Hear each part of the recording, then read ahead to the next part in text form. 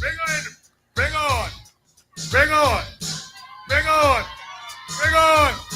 Bring on. Bring on. Bring on. Bring on.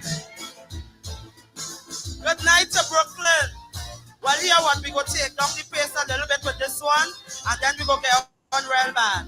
West Indian women, raise your hand.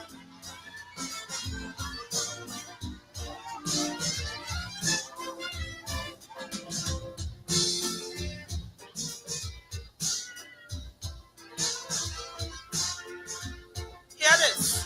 Devastation and destruction from ever since time began has been inflicted time and again by man against fellow man.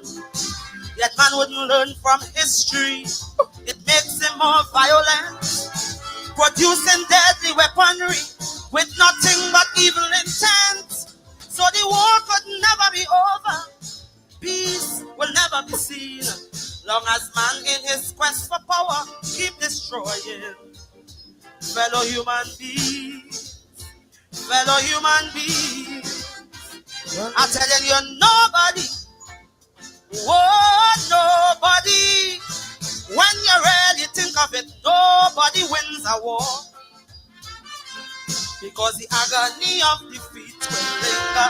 Nations still hating one another, and superpowers, they're looking for more power. As long as violence and aggression still dwell in the hearts of man, brother, the war will go on. It cannot be won. No, the war will go on. It cannot be won. Fallout from war is chaos, plenty agony, plenty pain. Economies left in shambles that may never rise up again. Collapse of the money system, disruption of foreign trade, people turning against their leaders for the blunders that they have made. Environmental pollution, radiation taking its course, and the thousands that die in battle. Oh, what a waste of human resource. Of course, look, I'm telling you, nobody, oh, nobody. But when you really look at it, nobody wins a war. The brutal clash of ideologies, carnage and social anarchy, and life reduced to pitiful dimensions. The falling back of progress and growth for entire generations. Sister, it cannot be won. The war will go on. No, the war will go on. It cannot be won. Play the music.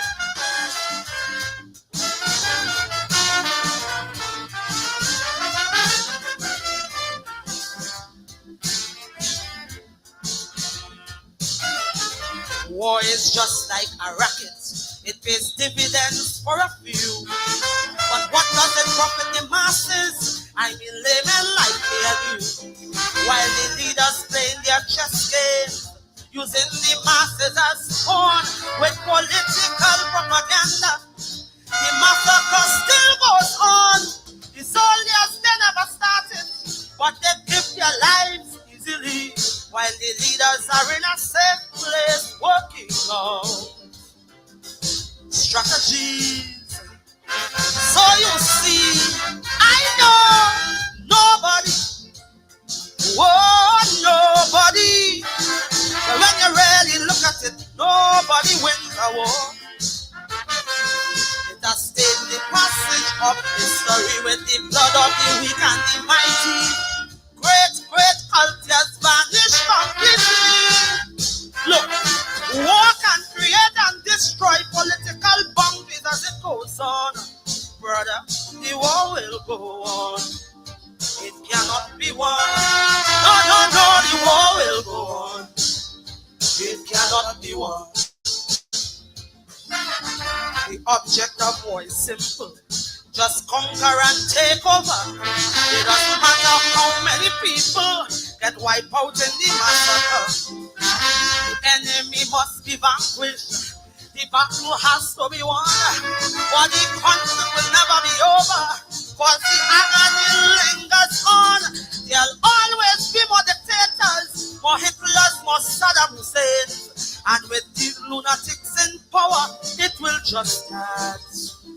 all over again.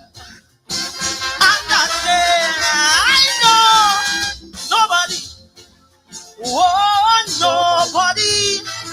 But when you really look at it, nobody wins a war.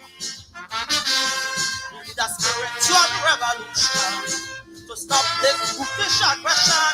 Always peace in the world will always be out of our hands.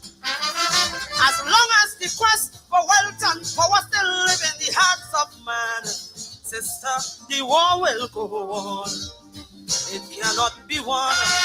No, no, no, the war will go on. Look at it, nobody wins a war.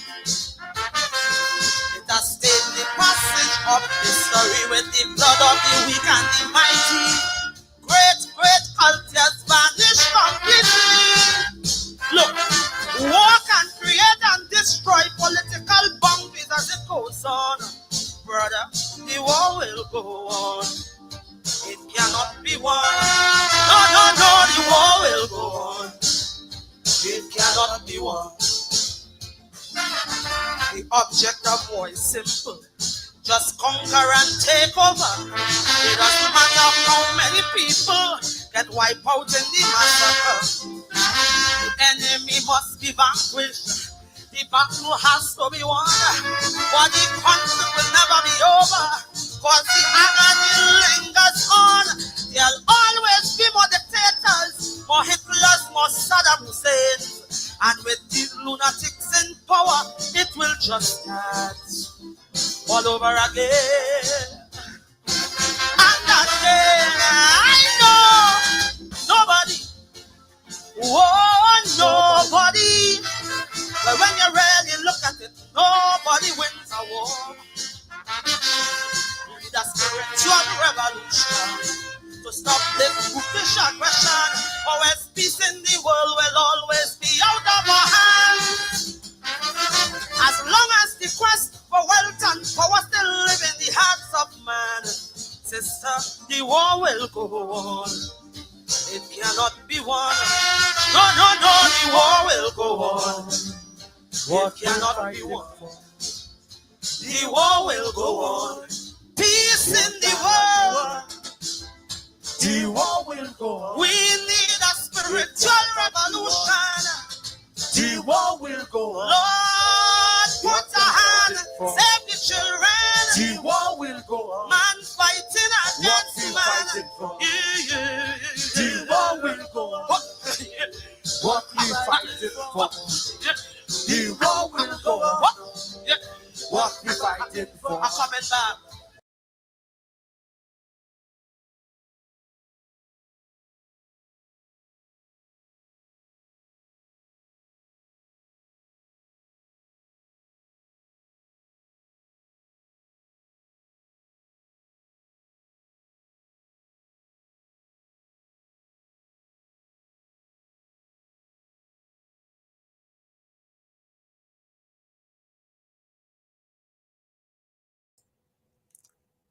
Sandra Devine singing Sandra. A little bit of Shango, a little bit of Orisha. The spiritual revolution. The war will go on. One of the great anti-war songs coming out of our Caribbean. Of course, if you're of a certain generation, you will remember Vietnam by Jimmy Cliff. The great anti-war song of the 1960s. Of course, Jimmy Cliff would go on to do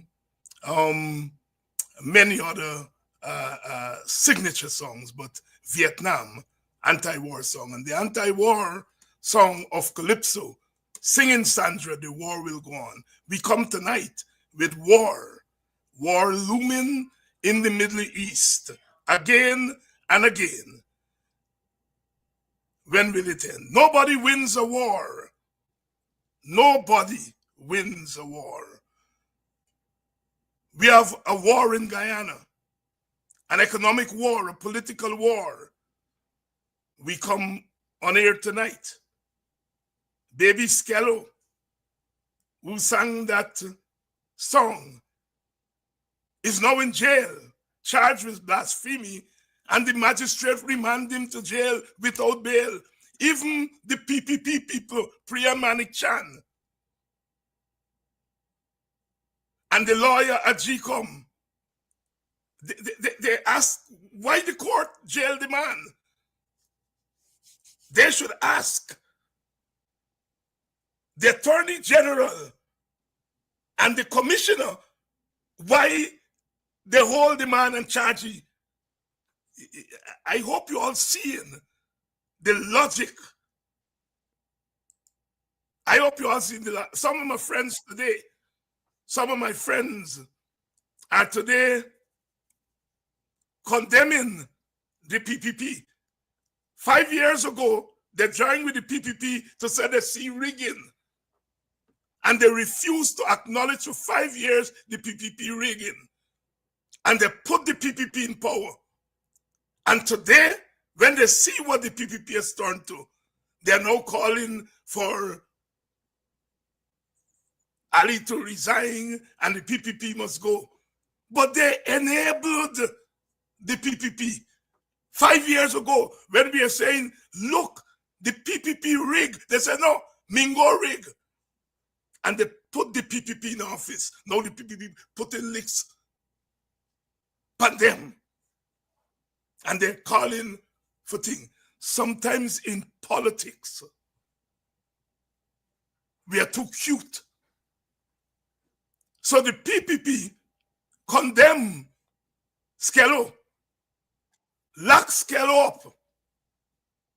And some of even black people, oh, what he's saying was, you all remember the position I took. I don't listen to them song. But Skello got the right to sing wherever he wants to sing. No, all those who say, well, but, Skello, but, you don't but with a dictator. They lock the boy up, charge him, put him before the court, and the court remand the boy without bail. Even PPP people, Priya Manik Chan, saying it's too excessive. Why they lock the boy up? Oh, they get women before the court begging for mercy. And then locking up the man them for beating up women. This is Priya Manik Chan. You see what happens?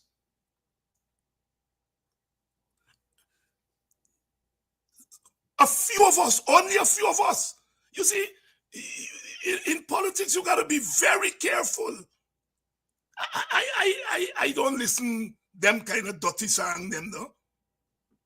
But once you going down the road of locking people up, you aren't getting me to condemn nobody. Because once you condemn that boy, that's what they want. Now they lock the boy up, charge him, and the court is doing their bidding. And the PPP people now hollering. Priya Manik Chan, the lawyer at GCOM, his name is escaping me now. They say it's too excessive. What is wrong with the bench? When you set a dictatorship in train, it eventually consumes all of us.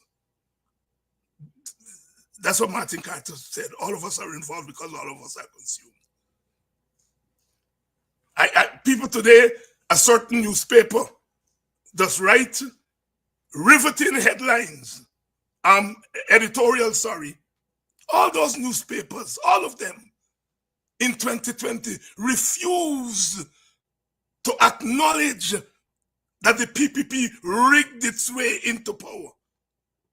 They refuse to acknowledge 49 boxes without statutory documents. They refuse to acknowledge 4,000 odd people voting who weren't in the country. They gifted the government to the PPP. And now the PPP start off by clobbering those of us who oppose them. But as with all dictatorship, they end up clobbering even their own. That is why I was very clear. I'm not condemning Skello. I don't care.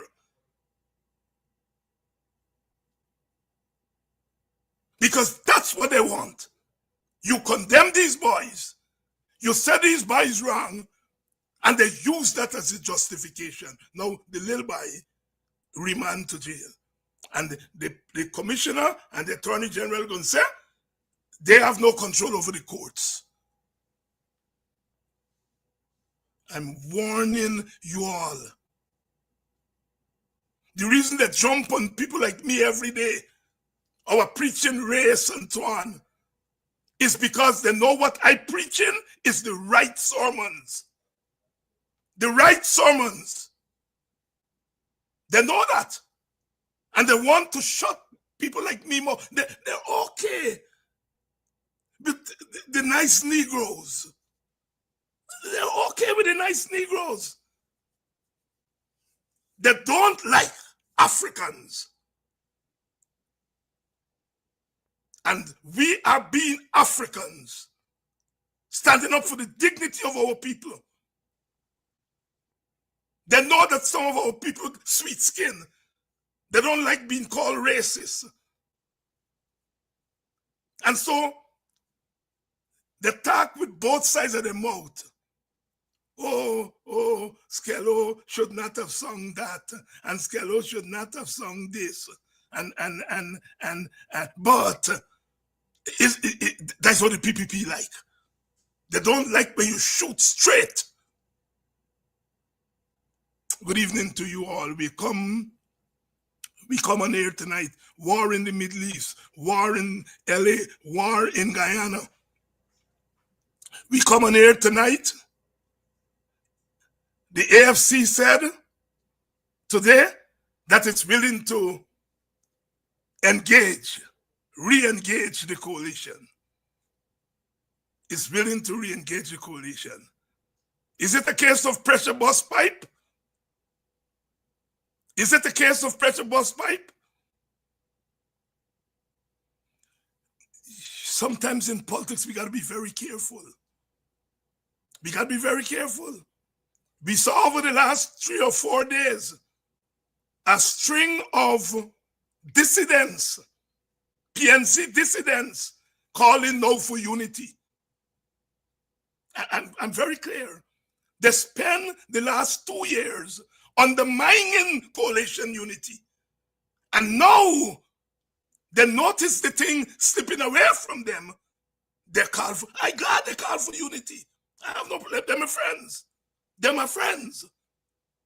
But all of them running up on all of the place, consensus this, consensus that, who not electable, who not this, who not that. And now, when they notice the thing is slipping away, they now come out over the last 2-3 days, one after the other, calling for unity.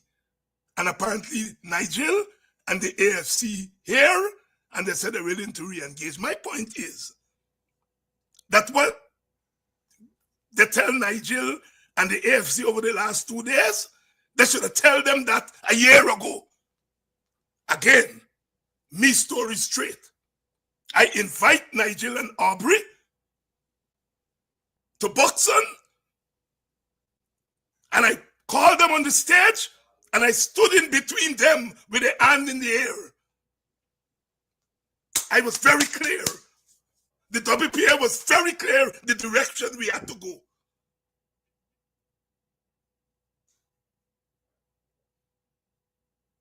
We did it a year ago.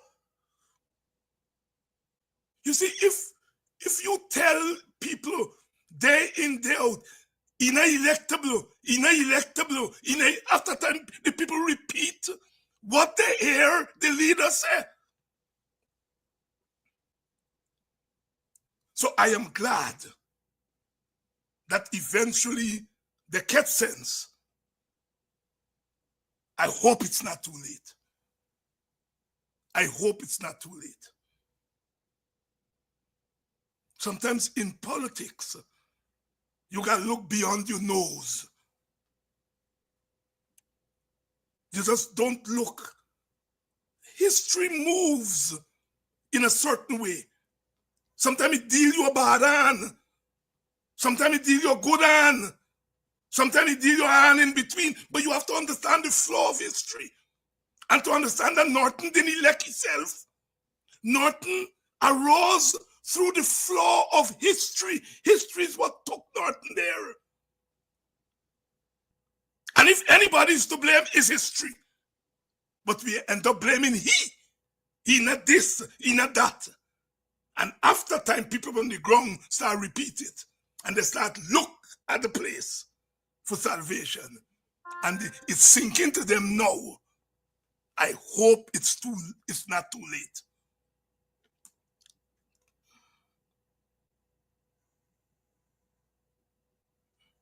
All credit to Nigel. Apparently, he's prepared to act based on what he's hearing. We have said on this program over and over again, I've been in this story 50 years and more. And I've never seen a base, the African base, so united on the call for coalition. They want all of we.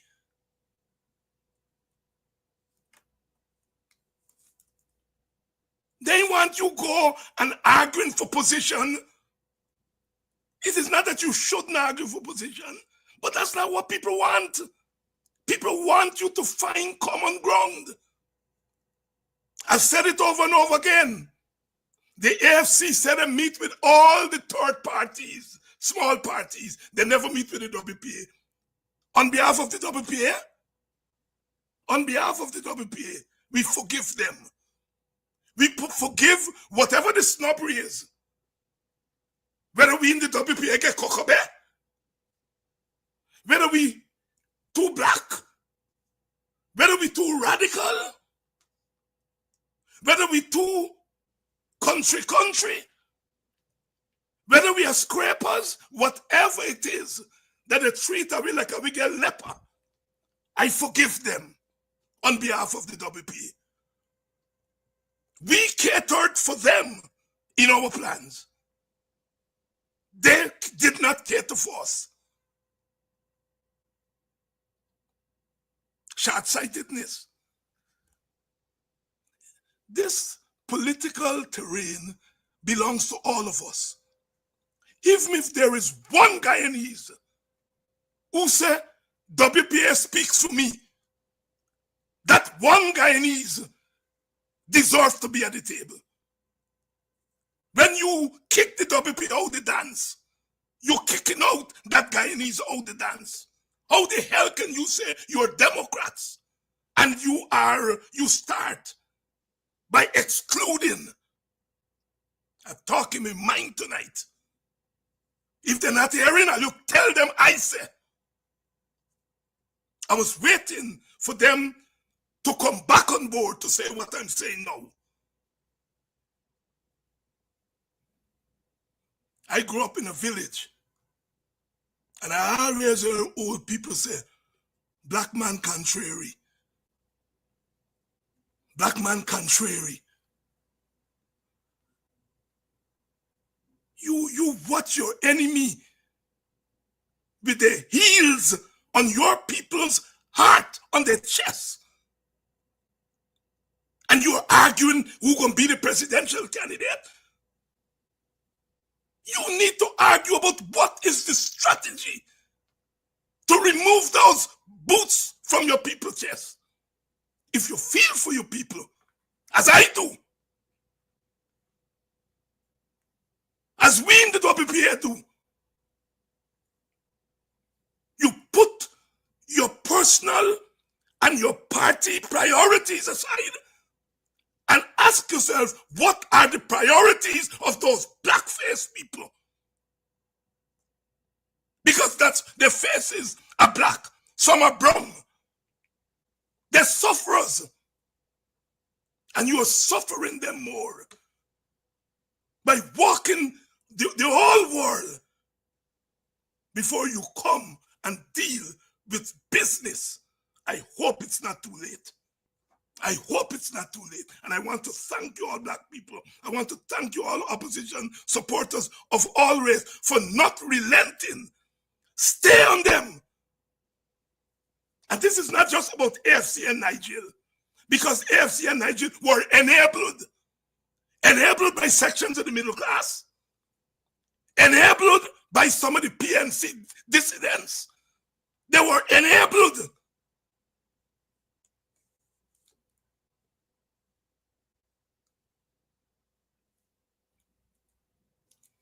I've made my case. I've made my case. The class prejudice has raised its ugly head again in Guyana. Racial prejudice, but we know it's a runaway train. And we are not going to remove the PPP from office with prejudices. I take blows on this show for calling those who want to kill me brothers and sisters. And I do it in order to set an example to our people that humanity matters. That our politics is not against the individual. Our politics is against the system, is against the habits, it's against internal and external manipulation. I hope it's not too late. I want to get that off my chest. So when I bring these decent people on tonight, they're not going to be responsible for what I say. Because they don't say me crazy. Jack Dio said, me need medical help. Me crazy. But I'd rather be crazy any day in the service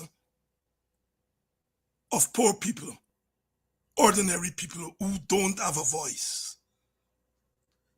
I'd rather be crazy any day in the pursuit of freedom and justice. I don't know it anyway. And as David Rudder said, the madman's rant is the only salvation. I wish more madmen and mad women like me come to the fore. As I said sometime before, you all count yourselves lucky that I is not the PNC leader, or else I would have know where barley grow. God, David Hines, you love the madness though. Oh, Jesus Christ. Brother Ogunseye, Brother Adams, the apostle, and the presence warrior. Brothers, I hope I ain't hot up the water too much and scar your skin. And if I scar your skin, it is not intentional.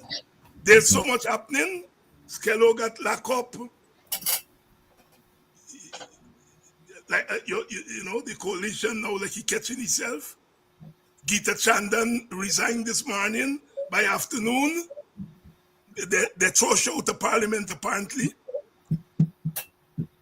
And you know, even that I have something to say about. WPA work in 2020. They award me one seat and then take it away. And for 5 years, we're trying to get a lead of the list to correct it. He never correct it. I'm glad he correct Gita thing in one day. Quick. I'm not beating up on my brothers them, but I have to point out the double standards in our politics. Brothers, here's what we're going to do. Your opening statement, you can say anything.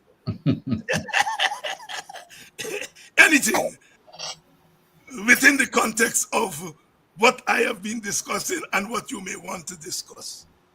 Adams, you know that you were trained as an opening batsman So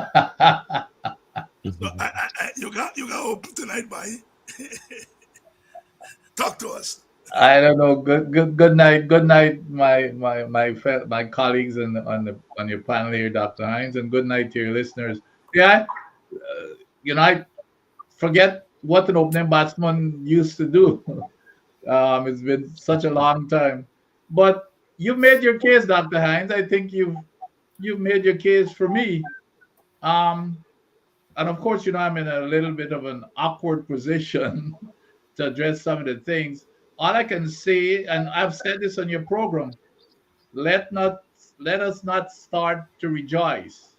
Okay? A lot of times in politics, things are not what they seem to be. It's encouraging that there appears to be some movement, but it may not be what it might appear to be, and I don't want to raise people's expectations. There is I'm sure that there has been in the past few days, especially with the exchanges between the AFC in the public forum, exchanges between the two, back and forth between the two, the AFC and APNU, that was not pleasant, if you will. But I think there's expression, there is expression that the door is still open. Um, but Dr. Hines, I just want to say, and I totally agree with you, that these are the kinds of things, we get into this kind of a jeopardy when we're trying to fill with Jew what rain didn't fill. I mean, we could have been doing this for years. You and I know we have spoken on this program, and by the way, I'm not speaking for the AFC here. But I've been outspoken that the only direction and the only option we had was to our objective was to get rid of the PPP, or else this country, not you and I, or all five of us here, this country will be condemned to dictatorship. We will be condemned to the lack of freedom of expression and freedom of speech that you rightly mentioned, and we will be condemned to poverty for most of the population. And I think the only objective was to get rid of them and get rid of the PPP. And we've always said that the number one option has to be a coalition. That's the best chance. So we should not have been going off and doing anything different. We should have found a way of how do we find a way to get this coalition. My ideal situation or strategy, and I've spoken about this here too, is if we can get every single one of these opposition parties, every one of them to form a big coalition, a big grand coalition. Then we started getting into all these things about consensus candidate and some kind of sophisticated way how you get a consensus. I think we've moved off. We've moved off of or lost sight of the prize. However, again, we've got just a few days to go, and I'm hoping. I'm hoping, not that I have a whole lot of confidence in it, but I'm hoping that there's going to be some shift that we can get close. The only thing that I'm willing to guarantee you folks, we will have a coalition. However, I'm not here to say what type of coalition it would be and with whom, but I know for sure there will be a coalition. And Apostle will go to you next, and then to Brother Ogunseye, and then to Wayne Ceasar. Thank you, Dr. Hines, and to the panel, my fellow panelists. I'm certainly grateful to share this moment with you. I trust that you can hear me clearly. Yes. Yes. I thank you as I speak to.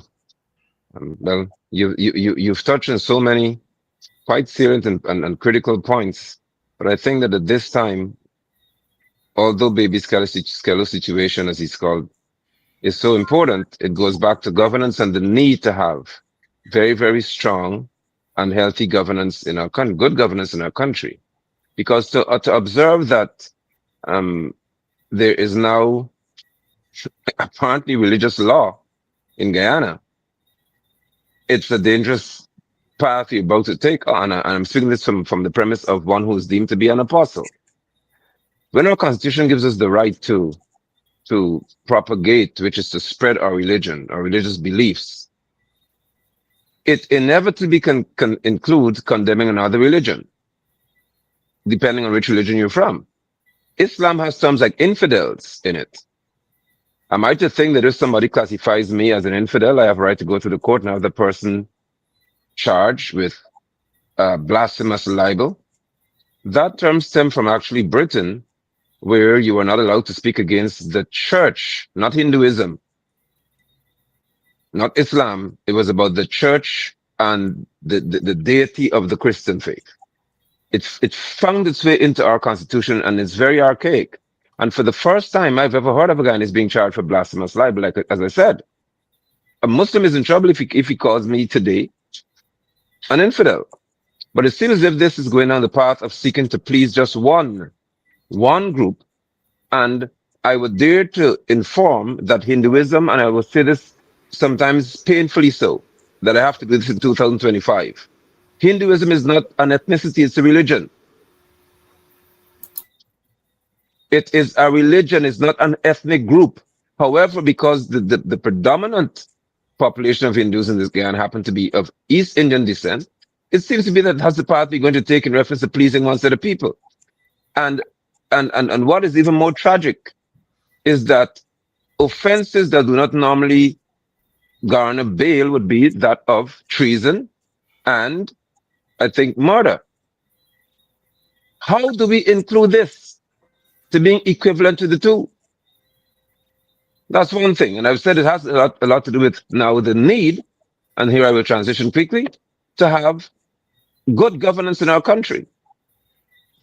And though I know we'll have another discussion hereafter, I must say that I am entirely disheartened. Now, Dr. Ainsley invited me, so they can't be if you bit me here. But I'm saying that I am completely disheartened by the unpatriotic conduct of many who are supposed to be leaders of this country. We cannot see Guyana being in a state now where police could walk up to people at the hospital who had no weapons and just start to shoot them. Police could come in Linden, lower the launcher for the tear gas, raise a pistol and shoot a man in his eye and kill him, a father. We can see these things happening and then decide that the better approach to take would be to argue about who's president, who should be president, 56, 65, 25%. I cannot comprehend where this unpatriotic conduct could have arrived from. I cannot do it. So if you ask me to explain it, I may have a grave difficulty in doing so, because we have got, at this time, the greatest need to put Guyana first. Right now. And if we lose this moment, maybe then some will turn to say, blame it on me for what our people are now experiencing. We're responsible since we've played the fool. When Ceasar?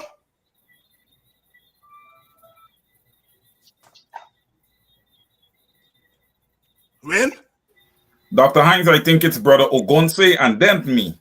I'm the last. All right, yes, but Ogunseye, go ahead. Good night, Dr. Hines and your viewers and fellow panelists. You see, the situation in Guyana, you see, in the old days, in Guyana, we used to have an examination of where the country is situated in the global scheme of things and how external forces influence internal politics. When we look at our politicians, at no point in Guyana history, let us anchor from independence, we have never made a major political decision that wasn't influenced from external forces. Our politicians will hide the reality as much as they could hide, but the reality of politics in Guyana is that you always have to try to understand what are the external dynamics in the equation. And nobody could tell me that Guyana in its transition to oil state have become important in the geopolitics of the region and the global politics of the world. And if that is true, you can't tell me that external forces are not influencing what's going on in Guyana. They influenced it when we had nothing. And now we have something. You're going to tell me that it's not being influenced, but our politicians don't come straight with our people.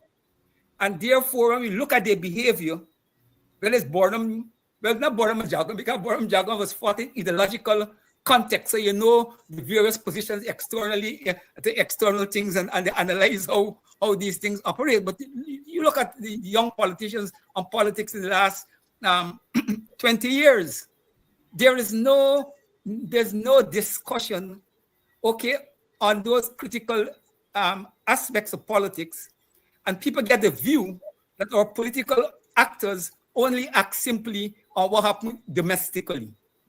Nonsense.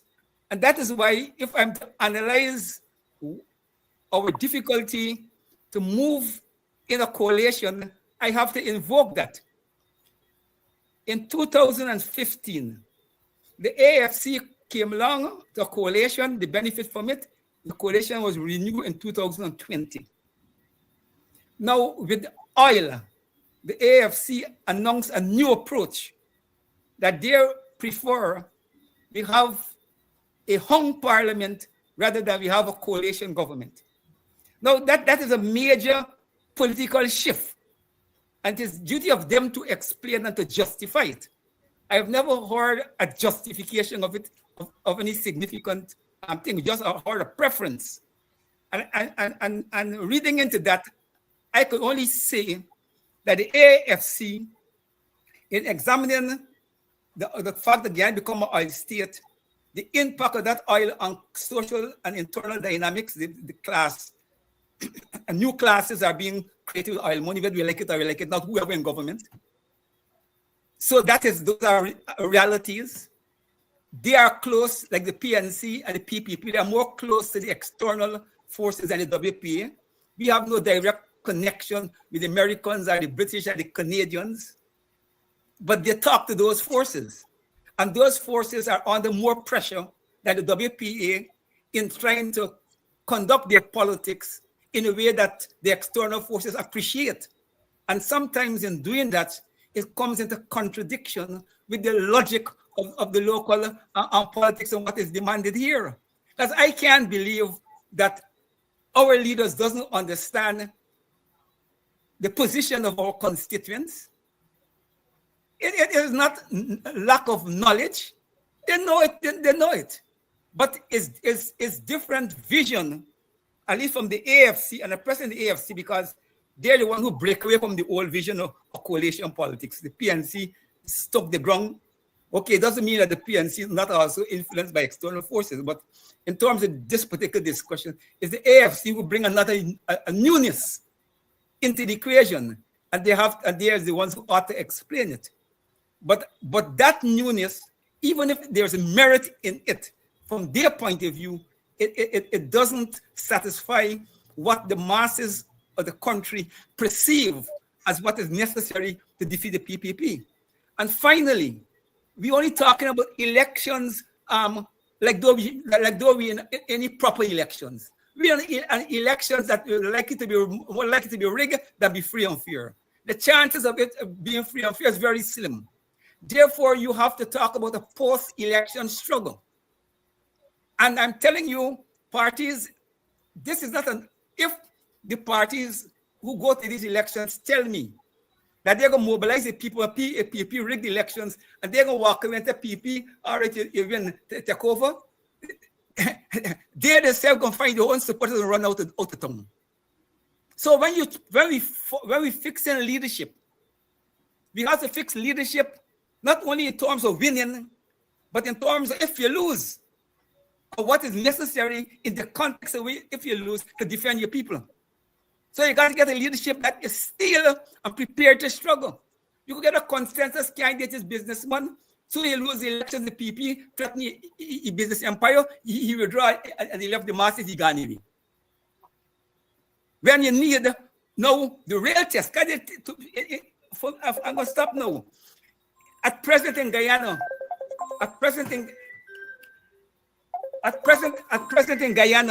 the real test is not elections. It's about governance. Elections is only a way to get good governance. And when the election done, if the PP in power, there's still going to be a tooth and nail struggle to get proper governance and get power sharing and more consultative democracy. So it's not just only about elections. Elections is the immediate thing.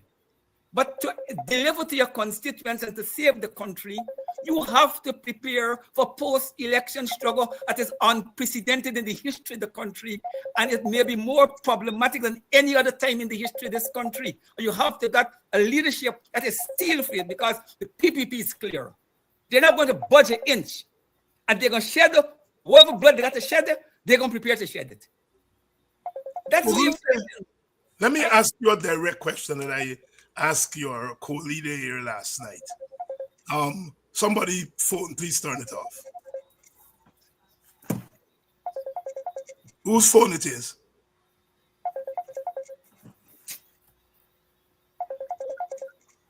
Is it you, Brother Ogunseye?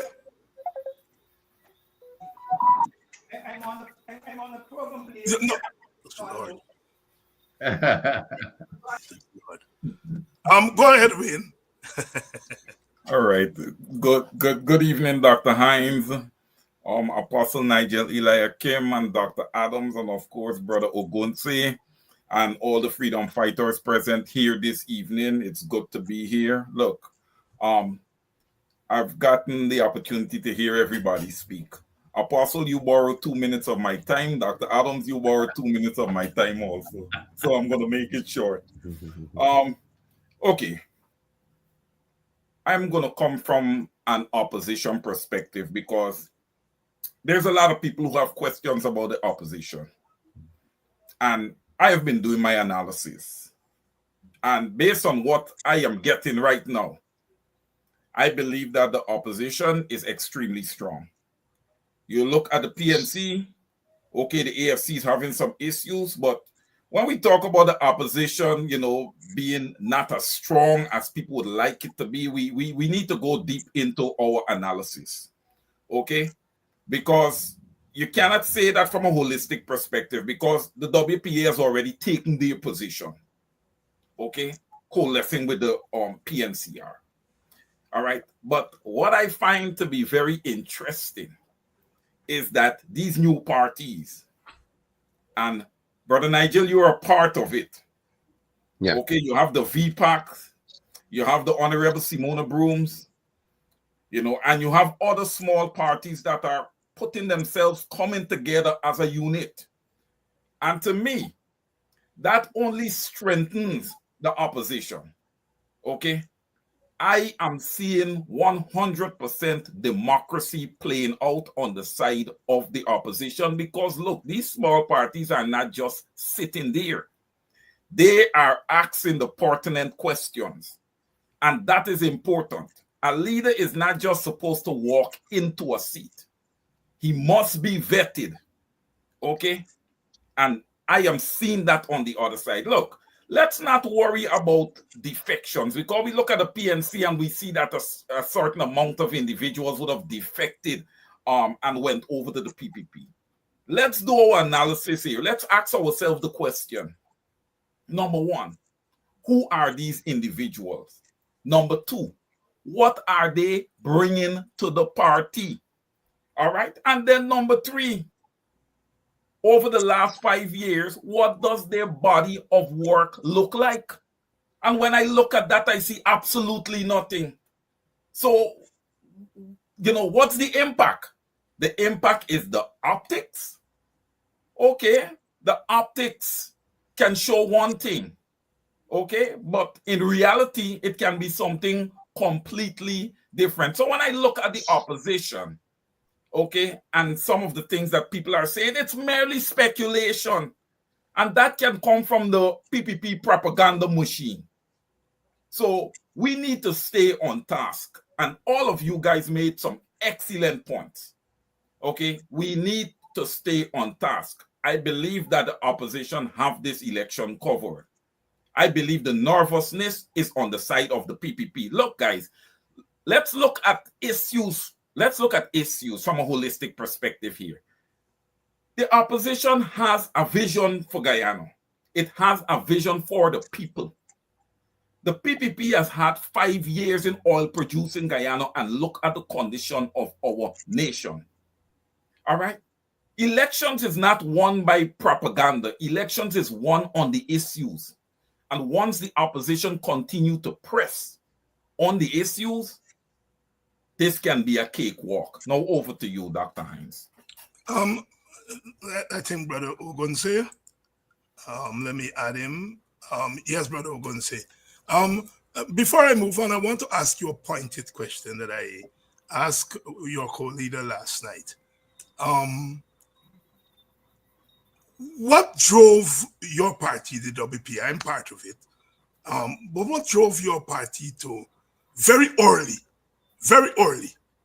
take a position, coalition?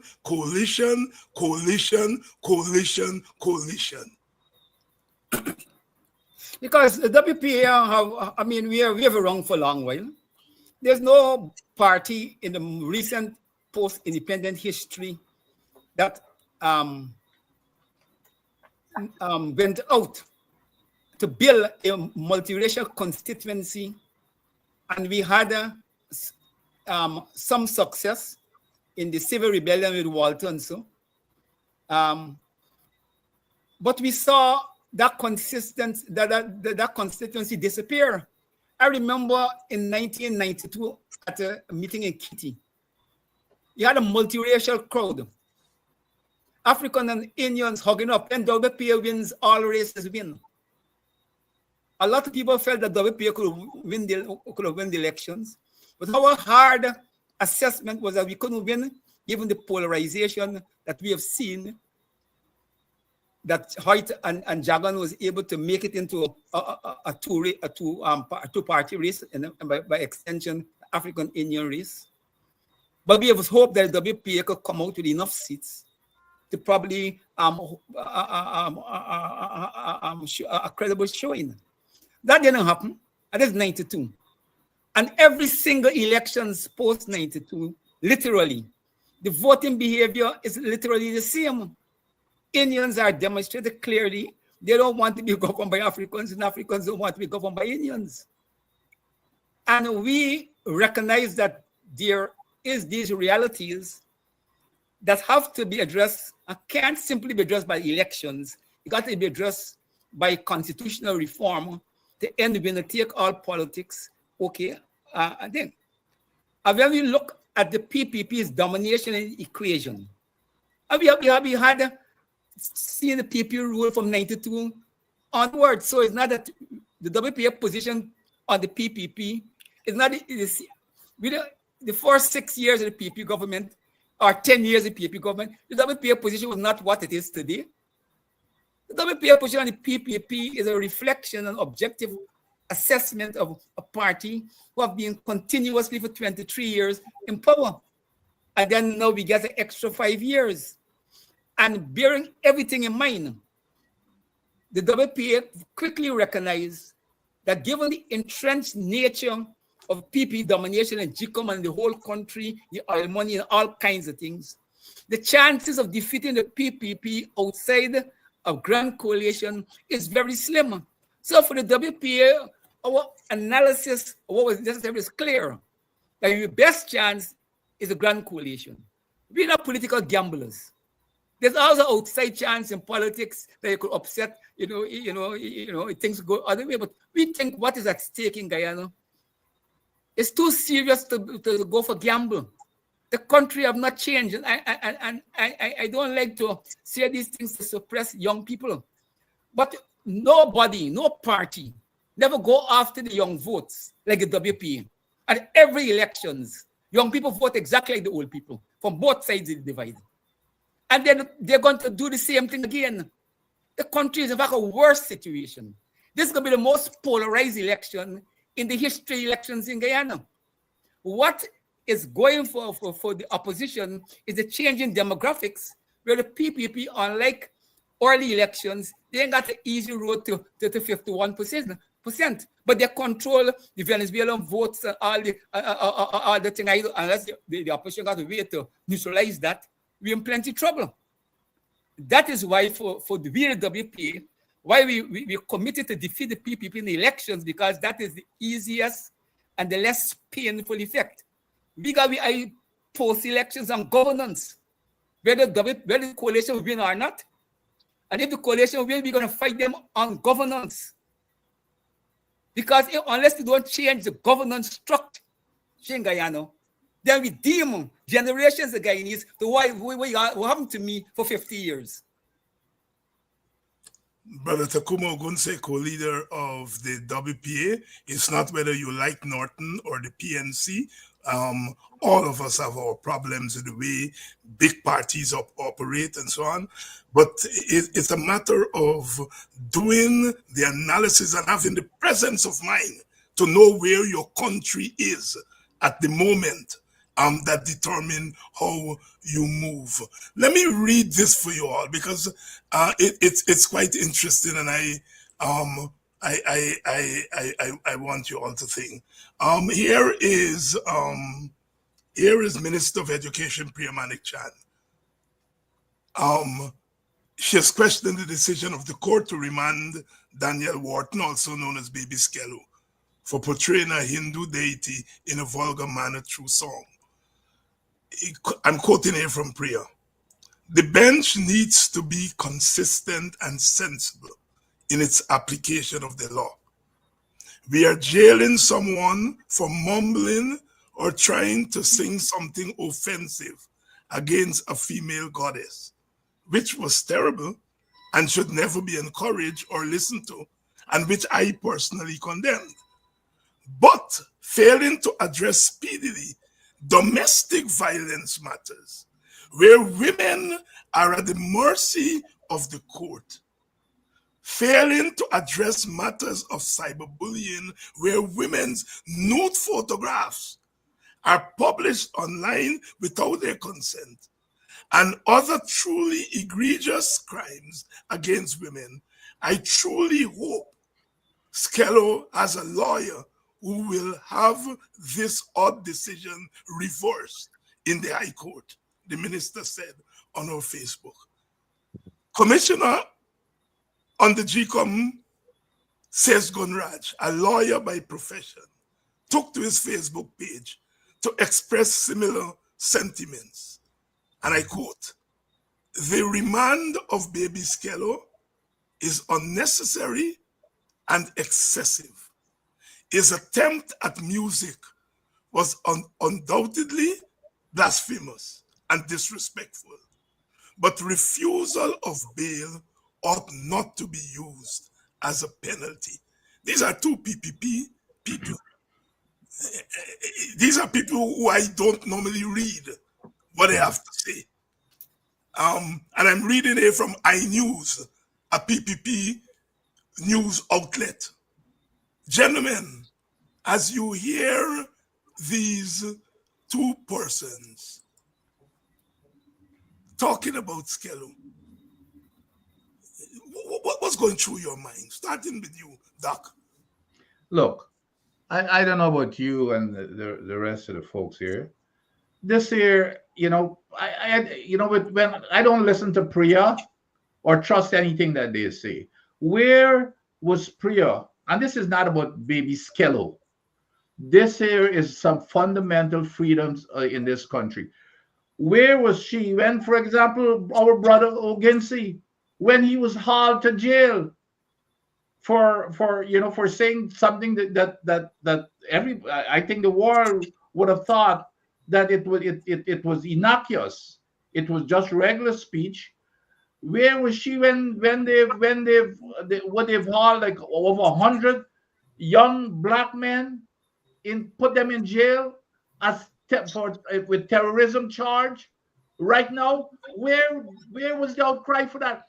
They're just saying, you see where she's going. Well, here the women who are being abused. So this here is political expediency. I don't believe and trust anything that Priya or them say.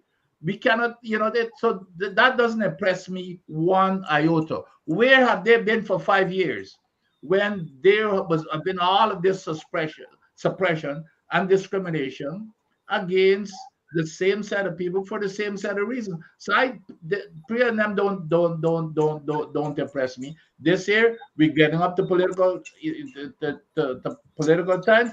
Where was Priya? If you get back to this last law that was passed, the oil spill bill that was passed in Congress, where was Priya when not Congress, sorry, in Parliament, when that bill was nothing but overturn a judicial ruling by Judge Kissoon. They went and they overturned it by they abused their power in Parliament to overrule Judge Kissoon ruling. So what they're doing, whatever, and that's a slippery, they're going on, we go down a slippery slope, because what they're telling us that whatever they don't like, they're going to use the powers of Parliament to get rid of it. That was a typical example, and it's the lie that followed it to justify it, especially from Nandalal.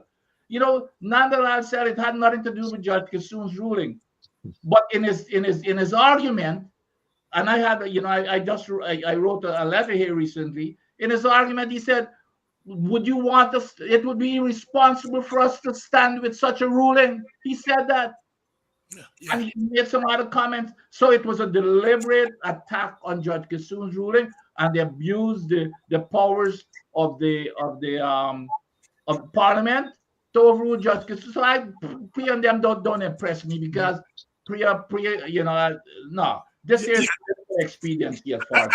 And Dr. Adams' point is well taken, that I was quoting the two people not because they impress me, but I wanted us to, are there cracks in the PPP that slips out every now and again? And in this instance, it slips out. I don't think, again, I do not think so. Let me tell you, these people are acting, all of these decisions and stuff like that, they're acting on behalf of the PPP. Right. Those 100, you can't tell me that those 100 men, black men, who were hauled into prison and charged with terrorism, unjustly so, that does not come from some political, right. But I throw that in. I think it's a political gimmick. Yeah. I'm not disagreeing with you, but I throw that in to suggest that it might be a little bit more nuanced. But anyhow, let's get Apostle. Thank you. I would like to reflect on the fact that a young man named Imran, when there was the Monrepo fiasco uprising, protest, whatever you want to call it, the $2 million Polaris stand lady, that situation. This man said that black man should be poisoned. He addressed an ethnicity, not a deity. Priya Manichand did not demand. Then he should have been charged with terrorist, because he spoke to eliminating an entire ethnic group in this country. Priya and Ceasar Ganraj were quite silent in many instances and didn't have as much passion. If they did it, I forgot because it was that insignificant. But to know that there was a consistent attitude, to know that Jennifer Ali is consistently abusing Adriana Young's mother, a female. Jennifer Ali spoke of a young girl who would have had an autopsy performed on her body, of course, so she's open and spoke of her whole being derogatory, as if she's speaking to her vagina. In this country, in Diamond, I could tell the police where she is. Priya has not once said that the police should find Jennifer Ali. She should be charged for hate speech. She should be deemed a terrorist because of what she's doing. So how is she so selective? How is she and says, how are they going to say, well, okay, let's just choose to say something? I tell you why. Because as Brother Ogunseye said, they know that the eyes of the US are on them. And they know the US will say, well, hold on. It seems only once that the people out decide to attack all the time and treat in this manner. So they have to pop out to say, listen, all of us are in agreement with this. You know, you have to be a bit leaner because they know that the master will tell them you're going too far. It seems as if you just have to railroad everybody who you want to railroad and use the court at your disposal. And so Priya understands, as she maybe has been instructed to do with the former US ambassador story, to go and just abuse everybody else. So now she has to partly speak against the magistrate. Since they understand that the optics at this time it's not good for them at all. It is bad because the eyes are on them and people will launch complaints. Very easy to say, here again, you don't even have the right to say what you feel in a song because you're deemed to be worthy of being imprisoned without bail. Yeah. And Brother Ogunseye, when you consider that some political leaders on our side, you know, in a sense, throw Skello under the bus, you know, and talk about, you know, the nastiness that he sang and so on. And here you have two PPP people basically said they buy just mumbling a thing. They're saying it's not serious. But some of our leaders condemn Skello. And here you have two PPP leaders basically saying, but the boy ain't commit no crime. All the boy do is try to sing a song. Ogunseye. We got a generation of politicians in this country who doesn't understand race. Yes. You see, doesn't understand, they deny race. If you start by denying race, then you end up exactly where they end up. Yeah. And Guyanese is supposed to be the masters of race because this society was built on race and racial prejudice and subjugation and so. And we, more than any other people in the Caribbean, supposed to lead the world in understanding the dynamics of race and how it plays out in society. But we are politicians who will deny that in order to make themselves sound acceptable to some multiracial constituency or some crossover votes, which the last 50 years have shown doesn't exist. And we don't want to face the reality. You know, and politics, if it is to be meaningful, it has to answer the objective requirements of the present. You have to answer the objective requirements of the present. And I would say in terms of the question you pose, you see, I'm not impressed by the PPP element statements, but as a practitioner, I got to dive a little more deeper than giving, gut feelings. I think that the PPP and Apostle made the point that their forces, and he said the Americans who are watching, but there's also United Nations forces who are watching in this decade of African people. So they're under a lot of scrutiny. But I think that there's enough experience in the PPP to know when something is not going in the best interest and they got to do some repair damage. I think that the PPP is victim of their own recklessness. When you set up a situation of dominance and you identify a race to be treated in such a way and identify another race to be treated in another way, and you force the institutions of the country who don't want to have problems with you, they begin to adjust their responses in anticipation of what they think you want. And many times they could overstep what you want. Yes. I think this is probably one of the cases. And it's an election year. And if you notice what Priya doing, she playing to the woman constituency. She's not genuinely concerned about skill. Mm-hmm. She's using the opportunity to play with the woman constituency. But at the same time, she's trying to create the impression, and I think they probably work it out at some level of the party, even not officially, unofficially, that some repair damage got to be done because this, gone overboard. Gone overboard. If you and everybody on the panel, if you notice over the last 2 weeks, 3 weeks since the APNU WPA thing was announced, there's a drumbeat from the side of the PPP. North must condemn David Hines. North must cut the WPA loose. When your enemy, and God bless Norton, when they put the question to me at the press conference, he was very clear very clear. And Norton's statement, not because he was talking about me, Norton's statement is historic. I have never heard a PNC leader in recent times so emphatic in defense. Even Norton in the early days with the Ogunseye thing, he said, well, I wouldn't use that language. This time, he didn't email her. He was in the face and said, I'm not condemning that man. You know what I mean? What disparaging you talk about. And in that sense, it's a historic statement. Yeah. That marks a shift, to me, in terms of understanding what is happening to Black people. And our leaders are out of step.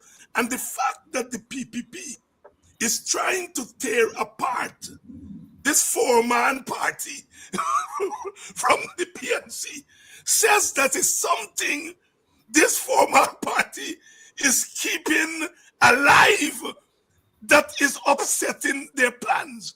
But that is subjective, when Ceasar. Over to you. Yes, and Dr. Hines, thank you very much. I will start off by saying, let's not forget that Aubrey Norton, Comrade Aubrey Norton, is a former professor, okay, at the University of Guyana. All right, so he knows how to internalize and to analyze things. So when you're gonna ask him a silly question like that, look, he's not gonna, first of all, he is not going to undermine facts, because Dr. Hines, that's what you speak. Okay, facts. You are educating your people, and it is very, very important, because what your people would have gone under, that conditioning that your people would have went through those 23 years under the PPPC, yes, they are due to be re-educated, and that is what you are doing. So the statements that Jagdeo is making with regards to you, he needs to first examine himself before he makes such statements. I have never heard Jagdeo talk about shared power and, shared government and these type of things. Never. National government, unity and these type of things. You've never liberty. You've never heard those things out of Barrett Jagdeo's mouth, Dr. Hines. But these are the type of things that you preach, okay? And the people appreciate it. It's a good, fresh, breath of air to them. And that's very, very important. So I believe that Aubrey Norton addressed that issue the correct way, okay? And look, Jagdeo and the PPP right now, they are very, very, very, very nervous because the coalition against them is very, very strong. I said it earlier, extremely strong. So I am not worried about the coalition. The PPP right now should be the ones that are worried. Over to you.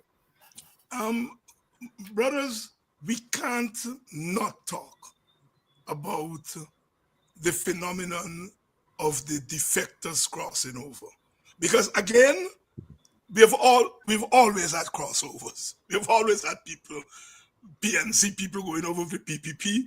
I think in the long line of our history, more PPP people went over to the PNC. So at a certain level, and my comrade, Dr. Nigel Westmans did a good historical piece in them rare waves, So at one level, crossing over is neither here nor there, because often when these people cross over, except for Nagamutu, and Nagamutu didn't cross over. Nagamutu come halfway, because the Indians who followed Nagamutu into the AFC, in their head they were going into a smaller India party. They didn't go over to the PNC, right? If they came out, the PNC's crossover. So at a certain level, crossover don't carry much weight. But this year, I am suggesting that the crossovers need some more analysis. And I think Carl Greenidge said it. He said they don't carry much when they go. But the opposition should not treat it lightly. And here is what I'm talking about. Look at Gita Chandan. Walk off the road, literally. Walked into the PNC. Became General Secretary. The highest management office in one of the big parties in this country. She became a member of parliament. Ogunseye was on the list. I don't know if Adams was on the list. I was on the list. We don't get picked for parliament. And we think she just walk in and get picked. Parliament. Get picked as the big management general secretary of the party. And then she goes to the highest legislative body, stands there in the name of African people votes and said, I don't care about you all. I'm going over to your tormentors in your name. I mean, they trust you out now. But when she stood in that parliament, she was standing there on African votes, empowered by Africans to turn them over, to go over to their tormentors. And you know, on a personal note, I don't think I'm brighter than anybody else. But when I call her a slave catcher, she has lived out because that's how slave catchers operate. Basically, she stood there on 200,000, 200 and something thousand African votes and say that I am trying to turn you all over to your tormentors. Am I Dr. Adams and then Apostle? Am I exaggerating?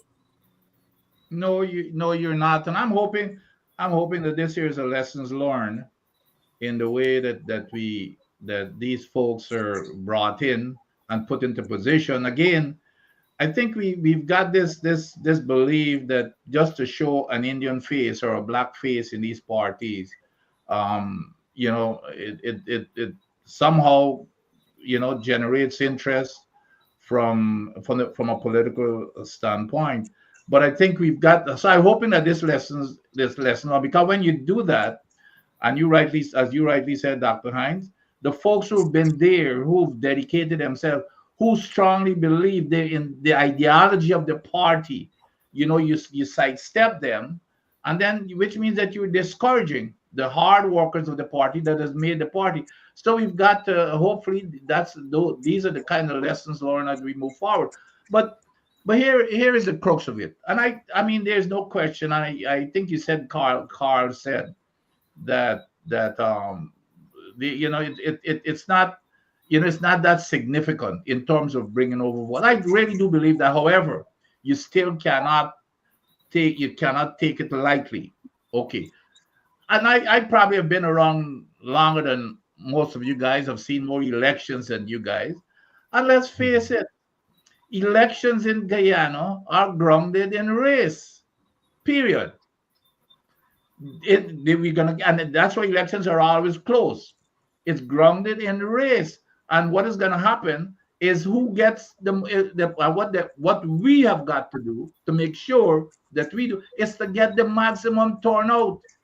Even though our numbers, and it's all about numbers, even though our numbers are lower, we get less turnout than the Indian community. And I can say it because I'm telling you why I say I know it's about race, because I'm a Douglas.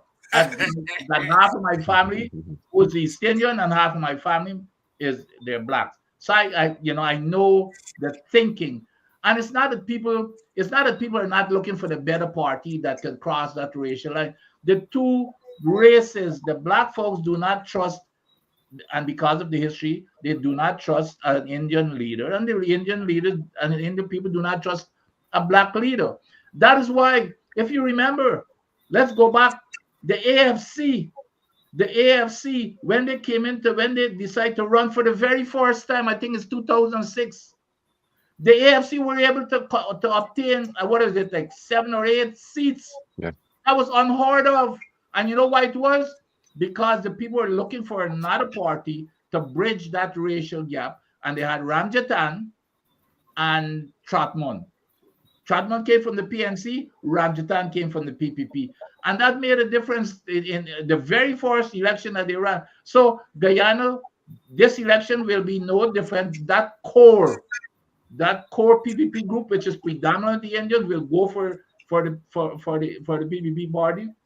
The core PPNC group will come from the Black Party. Now the big unknown here is the Mohammed Party. That's what's gonna make. And we're going to come to that later on. Yeah. With that, we're going to come to that. So what we have got to do to make sure, regardless of what, is focused on getting the maximum turnout. People have got to understand that we got to let them understand their own suffering to motivate them to get out there. Yeah. And Apostle, I come to you now on that question of these defectors. And I just want to say, I have come to know people in the PNC better over the last 10 years, having worked closely with them in the coalition. And I'm going to just throw out one name, Carol Joseph. I have not seen a harder worker for the PNC. That lady, everything about her is PNC. Let us call her the pit bull, but she's more than that. She is the PNC. And when she sits back and watch Geeta Chandan walks in and become a member of parliament, and she's not in parliament, become the general secretary, and she's not even assistant general secretary, and watch Daniel Siram becomes chairman of Region 4, and she has never been a regional chairman. And then to watch these people stand up and say the PNC this and the PNC that, and are going over to people who murdering black people, starving black people, spitting in black people's face. What, if you're a Carol Joseph, what are you thinking? And it is that people like Winston Jordan, Adriana Thomas, myself, try to put in perspective. And of course, Jack Joe Cosby and tell me we are racist. Over to you. Dr. Hines, to put myself in the likes of Carol Joseph's position would be quite discouraging, to know that I can devote my life to something and then be treated as if that devotion and that dedication essentially would have amounted to nothing in reference to my value. And that has a lot to do with how, in my view, casually some leaders treat with those who are dedicated to the ideology of their party. And also, it points to the fact that there is a fear among many who are called leaders as to what happens if I stand by that which is right, regardless of ethnic composition. Now, this is an uncomfortable place we may dive into here, where I think my brother, fellow listener, Mr. Dr. Adams, has spoken to it. Guyana is dangerously racist in that when it comes to elections, people determine their future based on their ethnicity rather than what is best for the country. That is just a hardcore fact. And I must hasten to say that the two that are named major parties would never exist any longer if Guyanese decide to truly unite and function based on principle alone. That's an absolute fact. What has to happen is that, what happens is the elements within that will say, you know what, if you vote for PPP, then you betrayed your African brothers. If you vote for PNC and you're an Indian, you betray your Indian brothers and sisters. And that kind of guilt trip that they try to put people on, that psychological game, plays out at the polls. What we must be honest about is the fact that even leadership, to some extent, bite into this and facilitate it in some ways while trying to be nice on the other side, which is why Guyana will never get better under what we understand to be our nature of voting. But this time around, I'm saying, this time around, I have had significant hope because I said that this is the first time that I've seen Indian or Guyanese of Indian descent go on phones and devices, put their face out there and said, Bharat, you did enough with this Asian thing. You all have gone too far. We done with y'all. This is ridiculous. This is the end of it. You're wicked and you're evil. When you have Indo-Guyanese saying that, don't take it for granted. It was major. And I would hasten to say that that is why you had to have those who were called looters in the shop and the police said, don't show your face because they had to enact another policy, which is to win our voters back. We have to make them feel as if Africans will kill you all. And that is what you call agents provocateurs, of course, where people are implanted to do things, inserted in groups to cause mayhem. And then they say, you see, they'll attack you all if you don't vote for us. It comes back again to the ethnic dynamic of our elections. If that doesn't change, many people will arise with great ideas and we go nowhere.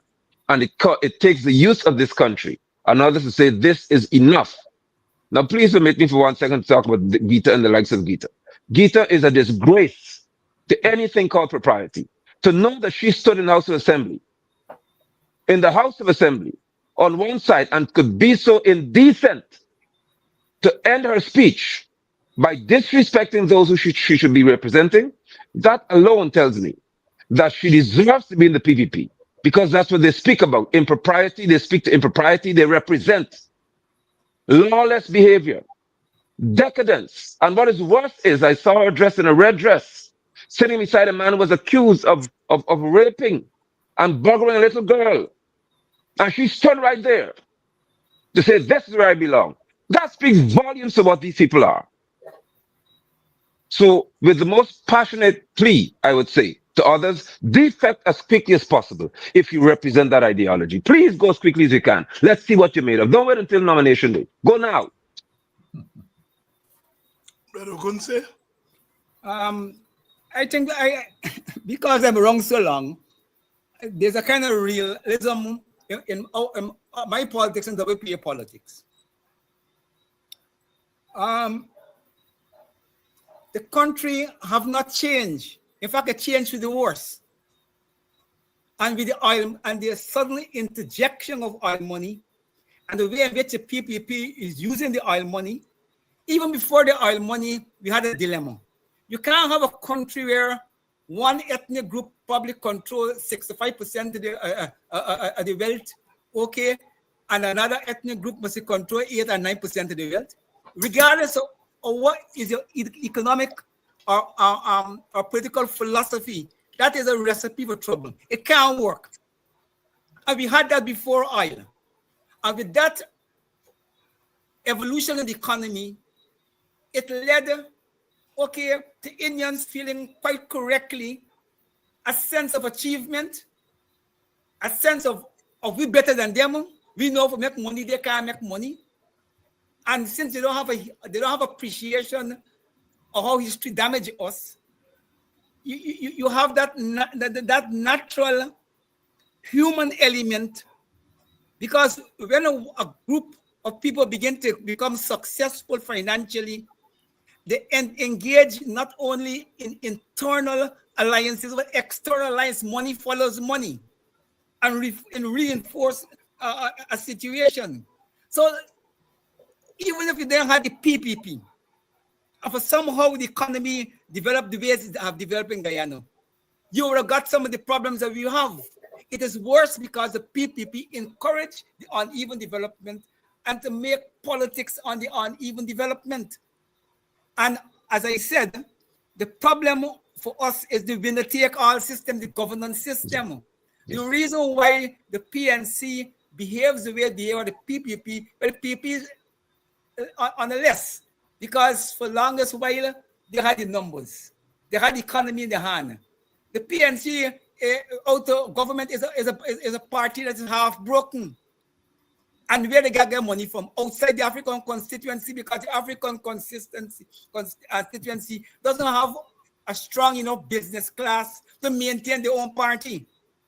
Therefore, they have to open the party, to Indians, also for crossover votes, but also in order to attract Indian finance in the party. And I'm saying to you that you got to face these realities. But if you have a power sharing situation which guarantee everybody at the table, the whole politics will change. You don't have to engage in window dressing anymore. It doesn't mean that there's no need for multiracial politics, but it will take a new dimension, and it will take a dimension in the context of ethnic security. Therefore, when you get a new multiracial politics, it will bring the best out of both camps. But once we're fighting over the winner-take-all system, no side will want to change. And that's only why people can be divided. But I have to be fair to the Americans, because they're playing a big way in getting in this mess. They're the British, divide and rule, Cold War politics and so. But the Americans have said, given y'all oil resources and so, y'all need to have a shared governance system. But that's not their words. Or else y'all going to fight over this money and kill Matty. So the Americans tell you, your problem is not elections, it's a governance system. And if the people who design the system that you're in, telling you though, at least they're being truthful to Guyanese for this, at least at this historical moment. When they say, your problem is governance. And if you don't fix that, all money are the worst of it. What the African Party, I would have expected the African Party, who's out of power, I don't expect the PPP, to jump to that. But I expect the African Party, knowing the influence of American diplomacy, would have long declared commitment to share governance. But they haven't. Therefore, the African Party is one with the PPP. We want the continuation, we will take all system, at least for the moment. And that is your problem. We got to, you see, politics is a dynamic thing. If the forces who have shaped you historically, they come to an understanding with giving you windfall, giving you history. You can't go forward in any progressive way unless you change the governance system. The PPP have all right not to want to change it, because there's a PPP. But they can't maintain a governance system if half of the population don't want it. If you want change, we get change tomorrow. Yeah. So the problem here is not simply the PPP. The problem here is African politics.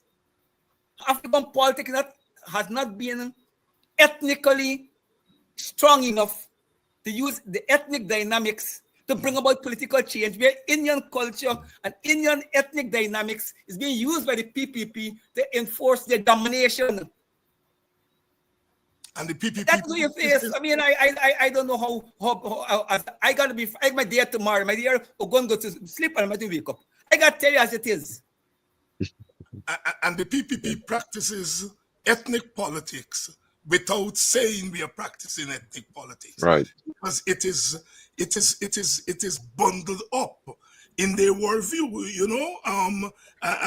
because of the historical nature of how the groups came together. We all must realize Africans came as different ethnic groups, what we call different tribes. We became Africans here. Indians came as Hindus and Muslims and Madras, and they became Indian in Guyana, because when they look across, they see a set of black people there, and the Indian Christian is Hinduized, right? The Indian Muslim, different religion, but grounded in Hindu ethos, something that we on the African side don't quite understand. And Ogun, I'm saying that to agree with you, that there are strengths in our ethnic being that we can use to liberate ourselves. But our leaders discourage it. They discourage ethnic politics because of the fear of being called racist. Young man, Mr. Ceasar. Yes, Dr. Hines, and that segue into exactly what I'm looking to say now. Look, I am looking at it from a perspective that a coalition does come together and they do go into government. You know, like we said before, racism has been a part, okay, of our voting mechanism for decades now. The process of voting, it's a very racial process. Okay, that is well understood. But how do we move from that? How do we pivot from that? How do we educate and edify the people to vote to issues? Okay, there is no debate. I believe that, you know, these political leaders, they need to get on the stage and they need to sell themselves to the people. Okay, you can't just want to, you know, be up on your high seat and the people must come out and give the people reason to vote you in. Tell them about your vision for Guyana as a nation and your vision for them. Okay, when we look at Guyana, all right, we know that there's been horrible distribution of wealth. All right, we know that it's uneven, it's way uneven. The PPP would have had 23 years in power. They did not waste time with that 23 years plus this 5 years in oil producing Guyana. What they have done, they have built out an economic infrastructure that is built out by the PPP for the PPP. And I want to say this, okay, to any incoming government, you have to penetrate that. You have to eradicate it. Why? Because you can be sitting in government and have absolutely no power. Yes, you're going to have control of the oil wealth, but you're going to have absolutely no power. You know why? Because the PPP and their business people control the economics in your country, control all the finances in your country. So how do you change that? These are things that needs to be thought about before a government even enters into power. So I say this to the opposition. You got to come in there with a running start. You have to be proactive and not reactive. You have to do feasibility studies. You have to study these things in depthly and analyze them. All right. We have fallen so far behind as a nation when it comes to equality, okay, and equal distribution of wealth that we have a long way to go catching up. Can it be done? Absolutely. Okay. And I also say this, Dr. Hines, to a new government coming in. Investigations has to be done.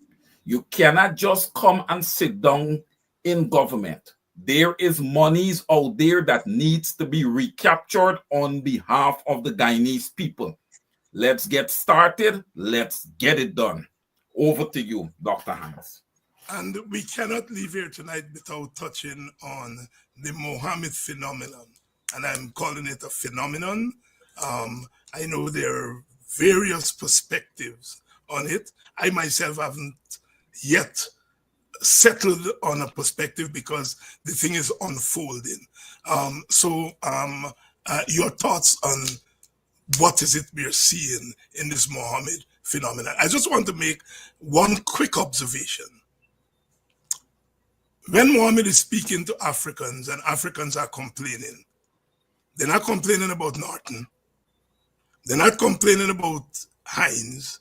They're not complaining about Nigel Hughes. They're not complaining about Apostle. They're complaining about the PPP. If I were the PPP and I'm looking at, and only yesterday I was saying, I get them black people, they're coming over in droves to me. And I watch them complaining to Mohammed about the PPP. And when he goes among Indians, the same thing. They are complaining about the PPP. I just want to throw that observation on the table as I ask you for your perspective on the Mohammed phenomenon. Doc. Yeah, this is definitely a phenomenon. We've never seen anything like this before. And there's several things that are playing out here. First of all, he carries a populist message, even though this guy is filthy rich, probably the richest Guyanese. But remember, We've seen it in the United States. Donald Trump sold himself to the poor as somebody who's looking after their interests, but that's not the case. Now, I'm not saying that this guy is a Donald Trump, but the other aspect of it that has made him this popular is the victim part. This administration has made this guy a victim in terms of how they went after him. Now, I'm not defending him with whatever charges they may be laid at him and his issues with the United States, but how they went after him, and they were his buddies. So the people are, people look at fairness to the same. Like, hey, how come this guy was your best buddy? He funded your party. He gave you his vehicle. Remember the SUV that the president was driving around Yeah. with is his vehicle. And suddenly, this guy has now become the worst person on the planet. People see through those type of things, and it's not that it's just that they probably hate the PPP more as to how they're treating him than maybe how they how they're migrating towards this guy. But it is a phenomenon, and my countryman there, the great apostle, will tell you the one thing that really shocked me is how he has gone in Linden and be so popular. I remember Yeah. when the shooting. I mean, I stood there and I'm looking at TV, and they were not calling for Aubrey. They were, we want Muhammad, and then he came there and tell him, get rid of the burning of the tires, and everybody stopped burning the tires, even moved the tires off of the bridge. It's and people running with him all over the place. I mean, it is a phenomenon, and he did it in Linden. He does it in the Indian areas. He does it in the Amerindian areas. This here is a phenomenon. I do not know how it's going to play out because I've never seen it happen before. But this here is gonna make a big impact. Apostle? It is indeed phenomenal. Phenomenal. It said that it is.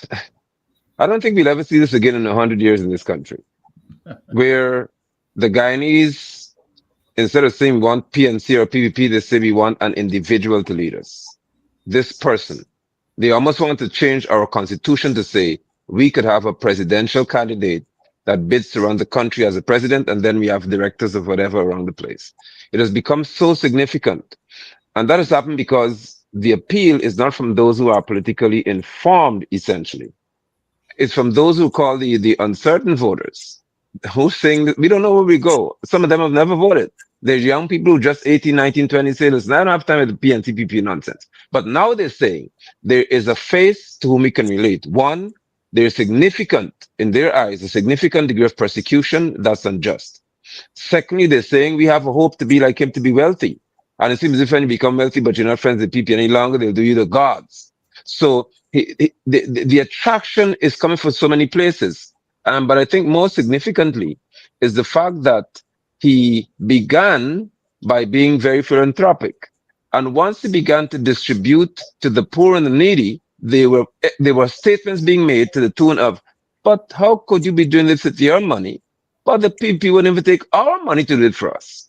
I began to hear those kinds of songs being sung. And then what is worse is when we realized that they sought the pathetic party, I call them People's Pathetic Party, sought to use agencies of the state, like GRA, to come and attack somebody who's loved by many in reference to his appeal.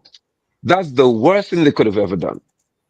Because once you do that, the small businessmen will say, but GRA comes after us pretty tough too. So maybe we should just decide to go on the side of the one who's persecuted the most, but has the means to fight in court. And we just show moral support to say, well, if you could suffer like this, maybe you'll go in there and change it for all of us. And all it took is for Mr. Muhammad Azadin to say, well, listen, we're going to amend tax laws. This is ridiculous. This Lamborghini story here. If the laws are right, I won't have to go through this. So immediately you have Barrett now with intellectual diarrhea, psychological dysentery, because he just killed him. If you had the right laws, I wouldn't suffer like this. That's right. If AP and you'd made the right laws when they were in power, I wouldn't have to go through this. So you created a system for me to appear to be corrupt because you put too much pressure on my back. I can't survive as a businessman. It seems as if being successful is punishment. And it's the truth, because when we come to dealing with property tax and these things, the more successful you are in Guyana, the more you penalize in reference to how much you have to pay. I call it penalties. It's not tax.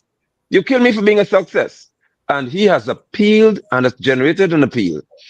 But what I think would be more deadly is if he were to have, in a few days, the political savvy to say, you know what? If I could construct around me a team that's able to show that we don't only have popularity, but we have wisdom to lead, it's a whole new ball game, because governance is what matters. And I'm happy that Brother Tacuma is speaking the language that I spoke to and was spoken to. We share it a lot. I don't believe in elections. I believe in governance, and elections are a part of governance. If you don't have governance right, forget elections, because you can win and lose the next day because you can't govern properly. But if you learn how to govern before the elections, you will slide into it very easily. So you don't have to try to wake up on the 2nd of September to figure out, now what do I do today? How do I fix this? You already have the plan to deal with it. And that is going to take a significant toll in reference to our experience, because we don't seem to have leaders right now who are willing to understand the importance of governance, not winning. Brother Ogunseye, I think Mohammed is a product of the social media phenomenon. And that is why it's looking as unprecedented. And he has money, okay? And he's benefiting from the political immaturity of the populace generally, okay? And people are not analyzing Mohammed with the kind of political scrutiny he needs to be analyzed once you step forward, to make a claim to govern a country. We can't have it both ways. We can't put one set of the conventional politicians under scrutiny, and we put the new politicians under scrutiny. And you can't have criminal charges against you and want to run for presidency. Deal with the charges first and then come after.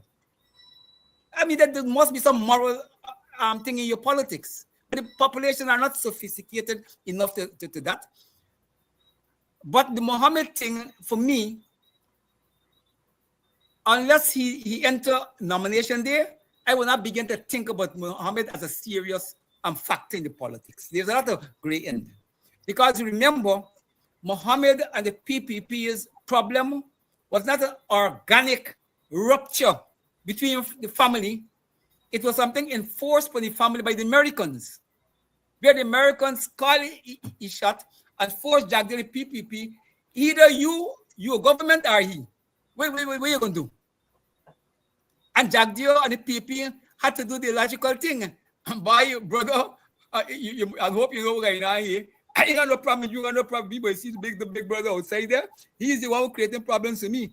And I can't allow my government to fall saying, I'll hand you over. And Mohammed saying, not a shit. If you can hand you over and bring you down. So I'm saying the problem comes out. It comes out of an inorganic, natural rupture between Mohammed and the PPP. Those people don't understand. It is the Americans who force the rupture.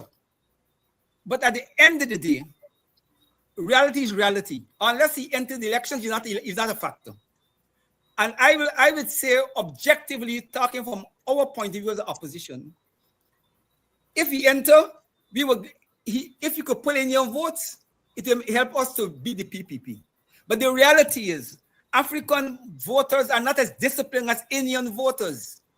The culture of Africans can't match the electoral discipline of the Indians.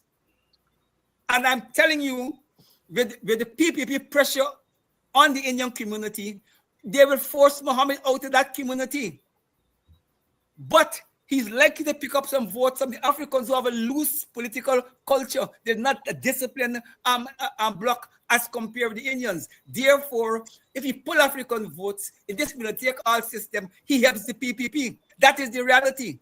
We're not in a situation where you could collate after, like in Trinidad and them kind of thing. So I would say the Mohammed factor is going to become a factor for me after nomination day. But I'm going to tell you something.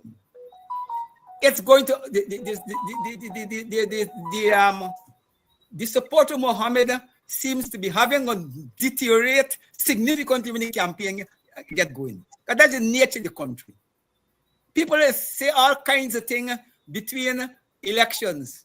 But when the decisions make the last couple of days to the elections, I'm going to go in front of the ballot people. And I'm going to tell you, Mohammed popularity, and people know that Mohammed can't win the elections. He can't be president. He can't get enough to be president. But people are not, people, okay, is rallying behind Mohammed, as we quite correctly think is a victim thing, and rallying behind Mohammed is a way hitting back at the PPP, blah, blah, blah, blah. But when the crunch time come to vote, you're going to see what Guyana will make out to.